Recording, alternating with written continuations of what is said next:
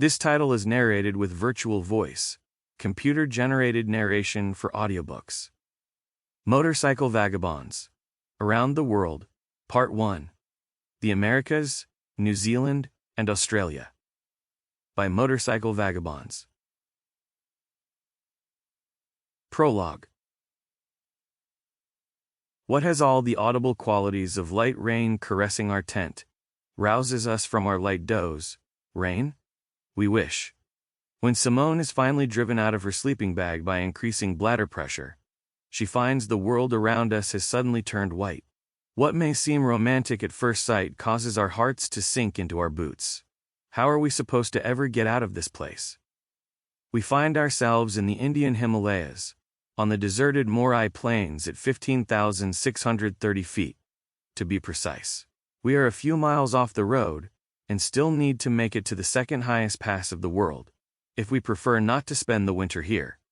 Thanks to a lack of good ideas, we simply decide to crawl back into our cozy and warm sleeping bags, and proceed to solve our present dilemma by dozing a little longer. Unfortunately, it isn't long until I also have to follow nature's call, only to be immediately confronted with my very own version of altitude sickness. Constipation. Not in this place, not now, rushes through my mind. While snowflakes are gently melting on my bare behind, the air is being filled with my undignified panting and gasping upon every desperate squeezing attempt in an altitude like this. After a few minutes I finally give up in despair. I swiftly pull up my warm pants and flee back into the tent. Time creeps by, minutes turn into hours, and my thoughts drift on to how distant our current life is from the one we left behind. How happy we are despite all the challenges and hardships we are facing on an almost daily basis. Just a few years ago the world looked slightly different. If not now, then when? Cologne, Monday morning 5 a.m. The alarm clock starts blaring and snaps us out of our sleep. Getting up at this unholy time of the day requires all our strength. As per usual on this weekday, especially at this hour, my thoughts are somewhat morose. Once again the weekend has flown by too quickly, and it also means the end of our time spent together. Simone is facing her working week as a florist in Germany, whilst I have to embark on a fight against narcolepsy and bad weather, on a 3-hour ride to my job in the neighboring country Luxembourg. Bad news is an integral part of my typical working day. What awaits me today, though, is a particularly low blow: the onslaught of outsourcing. My department is to be sold to another company, which is notoriously renowned for poor treatment of their employees. Previous experience tells me that being the manager of an affected team makes me a particularly undesired individual in this context.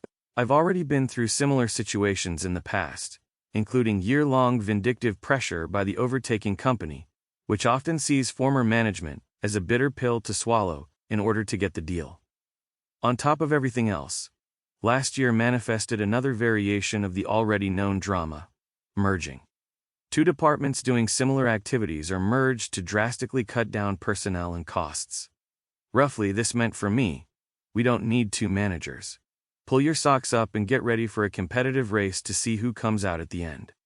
Of course, while you are struggling for survival, you also have to maintain the course of a sinking ship. Great. Leading 50 employees in such difficult times, in which work performance is affected by the pressure of facing an uncertain future, is no walk in the park. Am I really supposed to go through this hell for the third time in my life? Is it worth it? To my surprise, the answer to this comes easy. Fuck no. These are dark days. Even my dream of an early retirement has become an unrealistic fantasy. The financial crisis has left my hopes of a comfortable pension in shambles. I suddenly realize that never before have I had less to lose than in this moment. If I don't get out now, will I ever? A little concerned about what she might have to say about my plans, I call Simone later in the evening. After some thought, she doesn't hold back with the liberating answer. Yes, let's take the plunge. I'm with you.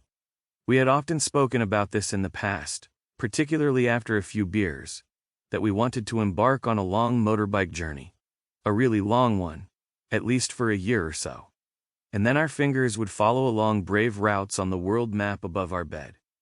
Our dreams have now turned into reality. To keep listening to this audiobook, I've left you a link in the description so you can do it, at no cost thanks to Audible's 30-day free trial.